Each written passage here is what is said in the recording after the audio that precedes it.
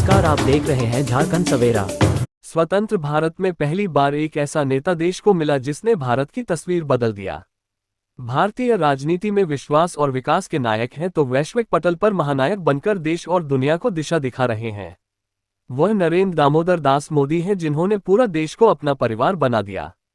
जब मोदी सड़कों पर निकलते हैं तो देश की जनता उनका ऐसा स्वागत करती है जैसा कभी किसी का न हुआ हो। ऐसा पहली बार इस देश को देखना पड़ रहा है कि एक नेता को जनता इस तरह सम्मान दे रही है। मोदी की छत्रछाया में भारत में राष्ट्रवाद का रंग गहरा हुआ है और भारत विश्वगुरु बनने की राह पर चल पड़ा है। आज के समय में भारत ही नहीं बल्कि दुनिया में अगर कोई सबसे ज्यादा लोकप्रिय हस्ती है तो वह है भारत के प्रधानमंत्री नरेंद्र मोदी। उन्होंने विश्व के नेताओं के बीच सर्वोच्च स्थान बनाते हुए भारत को भी शिखर तक पहुंचाया है।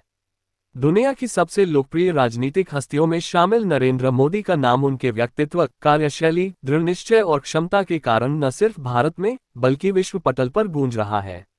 यही कारण है कि अंतर्राष्ट्रीय स्तर पर होने वाले सर्वेक्षणों में नरेंद्र मोदी को दुनिया के सबसे शक्तिशाली और लोकप्रिय व्यक्ति के रूप में शुमार किया जा रहा है। यूक्रेन युद्ध के समय वहां फंसे भारतीयों को वापस लाना, कोरोना के दौरान दुनिया भर में टीका भेजना, ये सभी नरेंद्र मोदी की वैश्विक सोच का परिणाम है। पहले विदेश नीति से देश की जनता दूर थी, लेकिन जब भारत में इतना बड़ा कूटनीतिक कार्यक्रम हुआ तो हर भारतवासी अवगत हुआ और अपने को गौरवान्वित महसूस किया। G20 में नालंदा विश्वविद्यालय और कोणार्क के सूर्य मंदिर का प्रतीक दिखाकर दुनिया को भारत के धरोहर और सशक्त इतिहास से अवगत कराने वाले पहले प्रधानमंत्री नरेंद्र मोदी बने। मोदी ने पूरी दुनिया को ये संदेश दिया कि भारत न तो किसी दबाव के सामने झुकने वाला है, न ही रुकने वाला है। आज हर अंतर्राष्ट्रीय मसलों पर अपना स्पष्ट नजरिया रखने की ताकत सिर्फ भारत में है। तभी तो हम सर्जिकल स्ट्राइक करने वाले तीसरे राष्ट्र बने। बीते 10 वर्षों में हम धर्म के प्रति समग्र दृष्टिकोण में बड़े और स्पष्ट बदलाव होते देख रहे हैं। यह मान लेना अज्ञानता ही होगी कि इसके पीछे विविध पृष्ठभूमि से आने वाले 140 करोड़ भारतीयों के समर्थन वाली मजबूत और स्थिर सरकार की कोई भूमिका नहीं रही। प्रधानमंत्री नरेंद्र मोदी की अगुवाई में आज भारत 21वीं सदी की सबसे जागृत अवस्था में है। राष्ट्र की इस दिव्यता के पीछे जो प्रचुर आस्था है उसे बस राजनीतिक इच्छाशक्ति के रूप में देखना सही होगा। भारत को आध्यात्मिकता, तकनीक और अर्थव्यवस्था के क्षेत्र में दुनिया में अग्रणी लोकतंत्र बनाया है। सिखों के 10वें गुरु गोबिंद सिंह के 4 बेटों की शहादत को वीर बाल दिवस के रूप में मनाए जाने का पीएम मोदी का ऐलान भी बहुप्रतीक्षित और ऐतिहासिक कदम रहा। अयोध्या में राम जन्मभूमि पर भव्य मंदिर का निर्माण, काशी विश्वनाथ कॉरिडोर का जीर्णोद्धार और उज्जैन में महाकाल कॉरिडोर के निर्माण ने हमारे प्राचीन इतिहास के अहम पहलुओं को फिर से उजागर किया है। भारत के चंद्रयान 3 ने इतिहास रचा। भारत अपने लैंडर को चांद के साउथ पोल पर उतारने वाला दुनिया का पहला देश बना। 3 तलाक जैसी सामाजिक बुराई के खिलाफ उनका रुख भी पूरी दुनिया ने देखा है। कश्मीर में धारा 370 हटाकर मोदी ने दुनिया को स्पष्ट संदेश दिया। मोदी एक नेता के रूप में समय की कसौटी पर खरे उतरे हैं जो अपने देश को न केवल वैश्विक मंच पर ले गया है बल्कि उस राह पर भी ले गया है जो उससे परे थी। मोदी ने 18,000 गांवों में बिजली पहुंचाने का महत्वाकांक्षी मिशन तय किया है। ये गांव आजादी के 7 दशक बाद भी अंधेरे में डूबे हुए थे। 10 सालों में भारत दुनिया का तीसरा बड़ा एविएशन सेंटर बना। देश में बेटियों के संबंध में पहले जो सोच थी आज वो तेजी से बदल रही है। देश में 11 करोड़ परिवारों को पीने का शुद्ध पानी नलों से मिल रहा है। 55 करोड़ लोगों को आयुष्मान कार्ड मिला है। 80 करोड़ लोगों को मुफ्त अनाज की सुविधा दी गई। वंचितों को वरीयता, जिन्हें पहले कोई पूछता तक नहीं था, मोदी उन्हें पूजता है, भक्ति भाव से पूजता है। पहले आपके इलाज की, सस्ते इलाज की किसी ने चिंता नहीं की।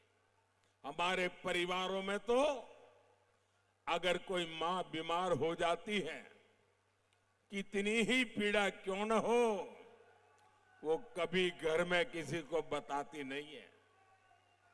वो दर्द सहती है,